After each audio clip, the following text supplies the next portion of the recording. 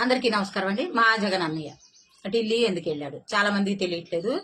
ఆయన చాలా క్లారిటీగా చెప్పాడు ప్రత్యేక హోదా కోసం అని. ఎప్పుడూ లేనిది కొత్తగా ఈ రోజు నిన్న వెళ్ళేటప్పుడు టీవీలకి స్క్రోలింగ్ ఇచ్చారు. ఇప్పుడు చాలా సార్లు వెళ్ళాడు, ఒక 100 సార్లు పైన వెళ్ళాడు ఈ 5 ఏళ్లలో.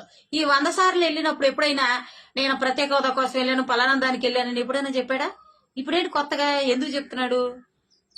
కిటుకు ఉంది, చాలా మందికి తెలియదు. కిటుకు ఒకటి ఉంది. ఏంటంటే జగనన్నయ్య కొన్ని కేసులు ఉన్నాయి. ఆ కేసులు తీయించుకోవడానికి రాత్రానికి వెళ్ళి అమిత్ షా కాళ్ళు పట్టుకుని వదులుతులేదు. పాపం అమిత్ షా గారు దేనికి బయట కాలు కదుపడానికి లేదు, మంచినీళ్ళు తాగడానికి కూడా అవకాశం లేదంట పాపం ఆయనకి.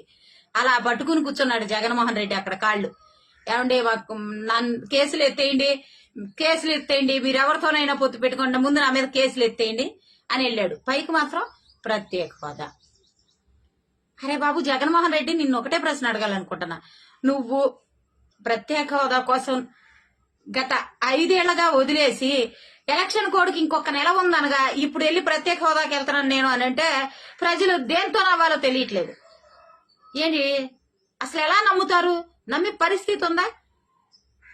అసలు వీడికి ఏమైనా పిచ్చెక్కిందా, లేకపోతే లండన్ మందులు వేసుకోవట్లేదా, మేం పిచ్చాళ్ళం అనుకుంటున్నాడా అని ఇలా నానా రకాలుగా మాట్లాడుకుంటున్నారు జగన్ అన్నయ్య. ఒక్కసారి ఆలోచించండి.